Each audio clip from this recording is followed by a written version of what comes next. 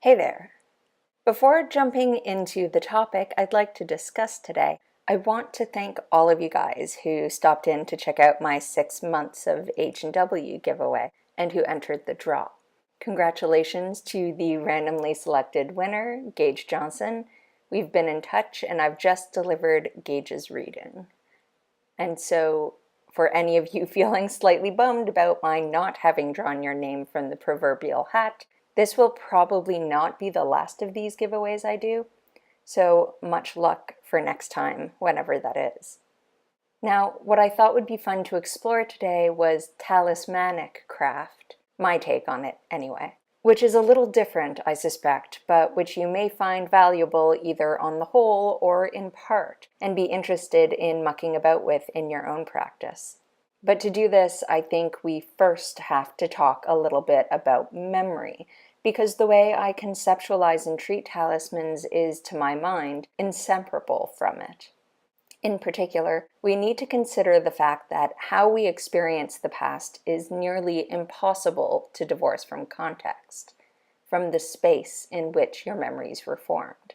In the case of autobiographical memory, that is, your memory for life's events, the two are fundamentally and obviously bound together in our minds. When you think of your 12th birthday party, if you can remember it at all, the memory that surfaces is one at least somewhat embedded in a space. The space may be fuzzy at this point, or partial, but some of those cues from your surroundings, like the humming AC or the cracked countertop, are there. But what may be less obvious is that this holds true for other types of memory too, including semantic memory, which is your memory for facts and concepts, the kind of memory that you need to get pretty good at to pass tests. Emotional memory, and all the myriad forms of learning that manifest as habits, perceptions, inclinations, preferences, and responses, whether unconscious or even physical. You may not consciously think that your memory for the details on the War of 1812 that you managed to cram into your head at the last minute in senior year is tied to the flavor of candied cinnamon hearts that you were devouring by the pound while you studied, but it is. Because that information about 1812 was transmitted to you in a context. Just as all that you've ever learned over the course of your life, from map reading to cartwheels, occurred in a context. If memories are the what, then the context in which we formed them is the where, and both remain bound together, whether we will it or not. This simple fact is often trivial, and less often, but more frequently than we would perhaps like, a disadvantage. But it can be turned into an advantage readily enough with a little bit of craft. The lessons we learn, whether they take the form of the mundane dramas of everyday life or moments of revelatory spiritual enlightenment, may be experienced as a continuous stream of events that stretch from early development to death, biologically speaking at least. But they are generally remembered as discrete episodes. We can line these episodes up along a temporal axis that stretches from the distant past to the present like a string of lights separated by stretches of darkness, or beads separated by lengths of chain. In this way, our memory is less a solid line than it is a game of connect the dots. We do not remember everything equally. In fact, our brain is optimized not to. Now picture this collection of memories strung on the black thread of time. Some of these memories are easily recalled and brightly shining. Others are dimmer or barely discernible from the surrounding darkness. You can stretch the thread that connects them all taut, lining the memories up nice and straight, and consider them as a temporal series, ordered from oldest to newest.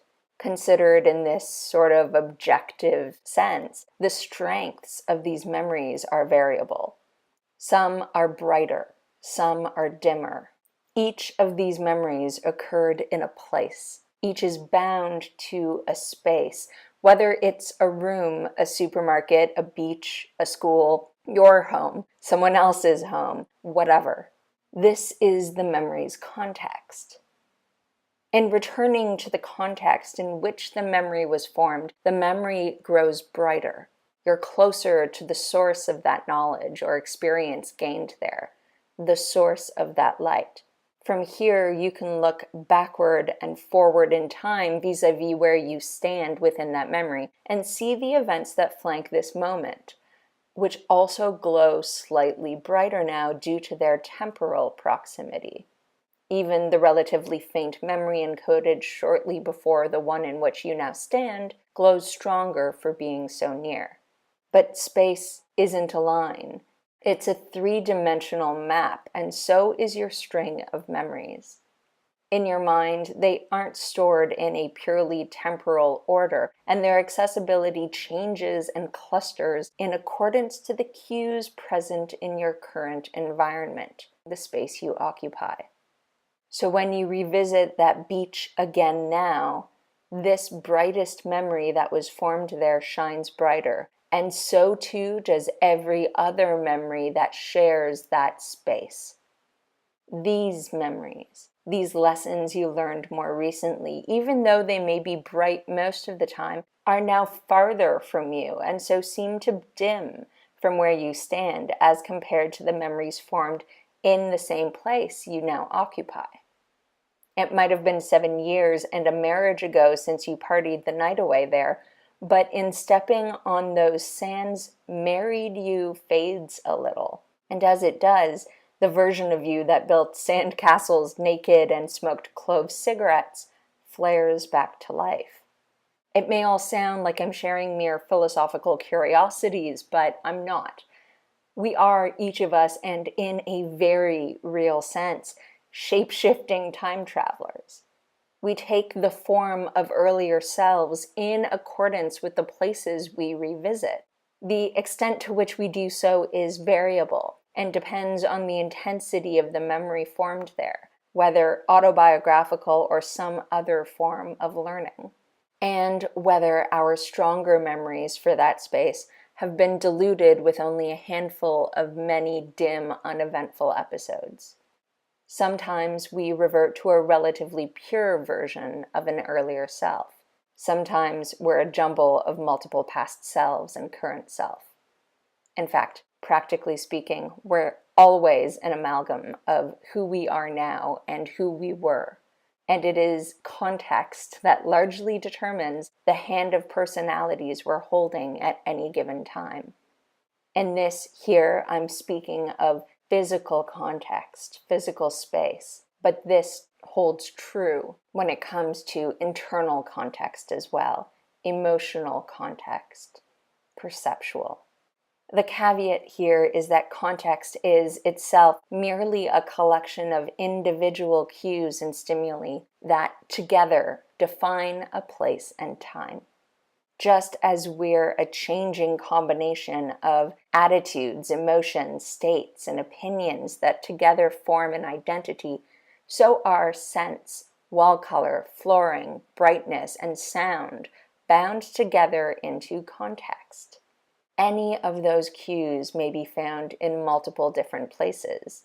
Your bedroom walls may be the same shade of cerulean as the 18th century Italian exhibit at the local art gallery, but each space has its own identity because many other features of those two spaces differ. And yet, that one little link, that identical paint color, binds the two contexts in your mind. Subtly, perhaps, but the thread connecting them is there. So what of talismans? Well, to me, talismans are the portal to that earlier context that, for whatever reason, I cannot or choose not to physically revisit. Talismans are how I re-evoke that earlier self, that earlier mood, personality, lesson, response, specific tidbit of knowledge, viewpoint, that earlier me. The me that existed within the context around which the talisman was created. If the same shade of cerulean blue paint is a thread between the Royal Ontario Museum and my bedroom, creating a talisman for the purpose of capturing the feel of that room in the ROM would be like laying a highway alongside that thread. In other words, a talisman does what we all do naturally anyway, but it's designed to do so much more intently and intensely.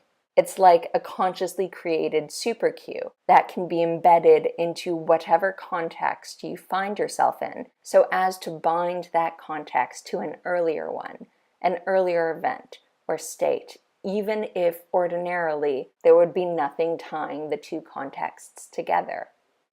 So, what are the ramifications of this kind of conceptualization of talismans? Well, for me, the best talismans are made in the moment of opportunity. This doesn't mean that I can't plan the design of a talisman in advance, but it does mean I've taken to carting around a piece of jewelry appropriate for transformation into a talisman, just in case I find myself in a time and space that I think I'll want to mentally return to with gusto. The making of a talisman is a simple affair for me. Taking it out, touching it, learning its facets and faces with both my fingers and eyes, smelling the scent I've included if I've done so. It's being in the right place at the right time. That's the tricky part. It's truly craft cast on the fly. An extra little tip for those who decide they'll give carrying around a to-be talisman is to keep some sort of clearing or purifying thing with you too. I keep an obelisk-shaped piece of labradorite and a black cloth in my crafting on-the-go bag, and will wipe down unused talismans to be with that. But I'll do so carefully. I'll close my eyes if I can get away with doing so without looking overly weird. Sunglasses, very helpful for that sort of thing.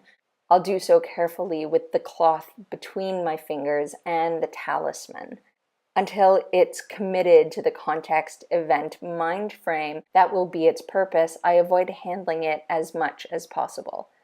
I don't want to get to know it until the time is right. I don't want to bind it to a memory or a place, not by accident.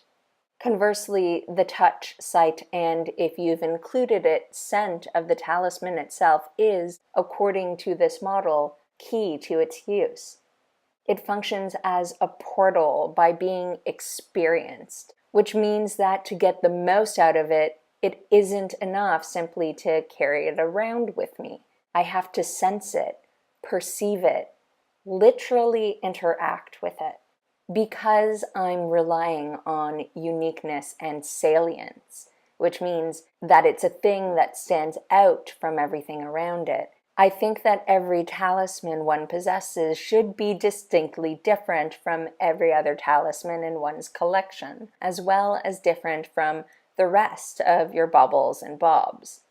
Look, feel, etc. can be combined into every talisman, whatever cues you can use to call on and interact with. The more sensory buttons you can hit, frankly, the better. But again, you want your interactions with your talisman to stand apart. So don't use the scent of vanilla and a simple nondescript chain just like the other 6 chains you wear for a talisman of this sort. Not unless you're doing something a little more complicated, which is building a talismanic archetype. I don't want to get too deeply into that topic, but briefly, a talismanic archetype is just like a talisman, except instead of being your green wooden button, your thick gold chain, your bit of peeled maple bark, whatever, your goal is to make talismans of every iteration of that thing that you come across in life. Every green wooden button, every gold chain, every discarded piece of maple bark, which can be very handy, but also isn't without disadvantages if you do in fact manage to pull it off. Because in so doing, you're sacrificing agency and subjecting yourself to the chance that you'll run across these objects. You'll trigger the talismanic goal whenever and wherever you bump into a green wooden button, which may not always be an ideal time. But even then, it's best to start with a fresh item, one distinct from stuff that you use constantly or wear constantly.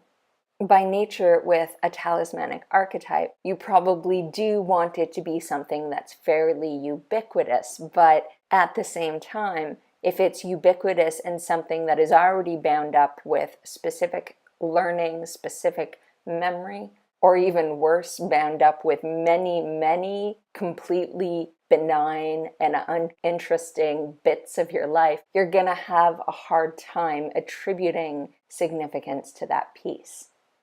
So one obvious potential question you may have is whether I can then make my own talisman, since I'm trying not to handle it too much before assigning its purpose by linking it to a context or memory. Sure, and I do. But in general, I try to spend as little time interacting with the completed piece as possible. So if I'm producing a necklace, say, I can string the beads, fill the bauble with an essential oil, link the pendant, whatever. But as soon as it's done, I'll hide it away.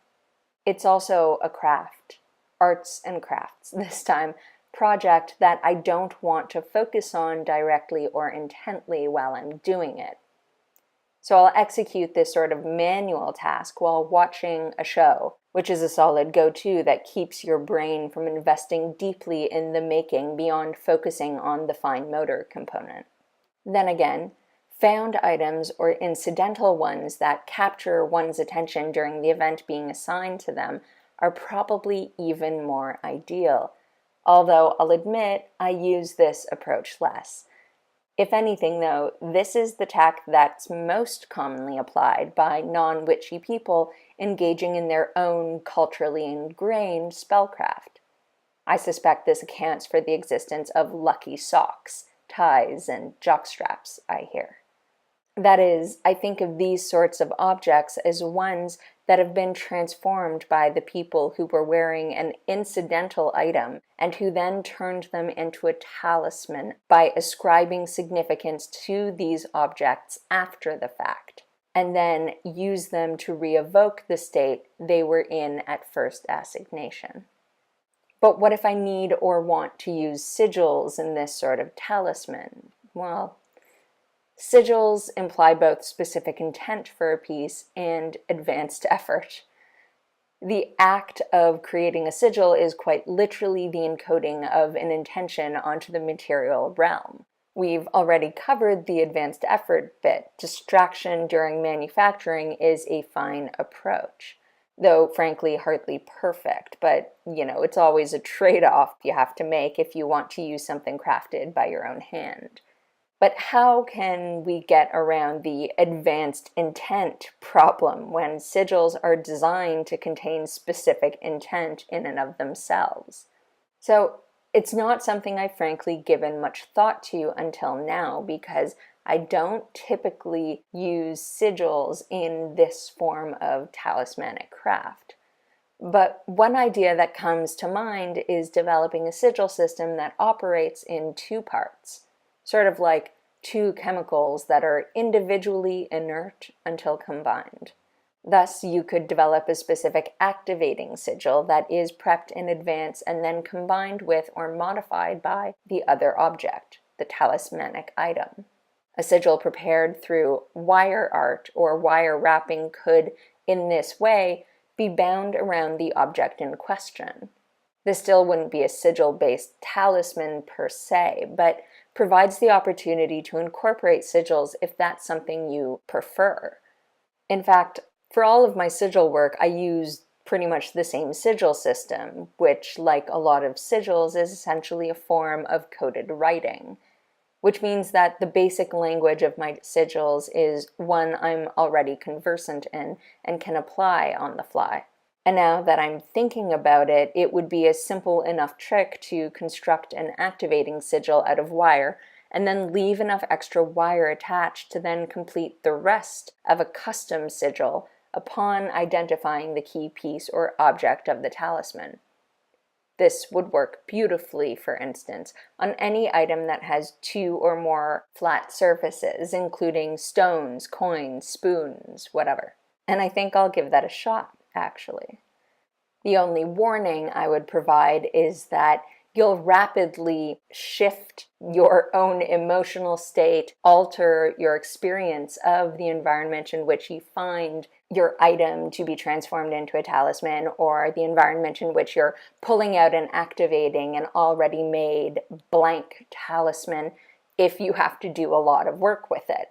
Ideally, you want something that can immediately be experienced from a sensory standpoint within that moment, in that state, in that environment.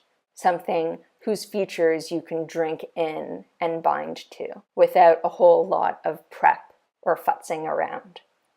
Regardless of the specific talismanic item or materials used, for me, the strength of these items lies in their capacity to transport me back to another time and place, and re-evoke lived experiences and the knowledge and perceptions gained therein. Of course, nothing says that these have to be waking lived experiences.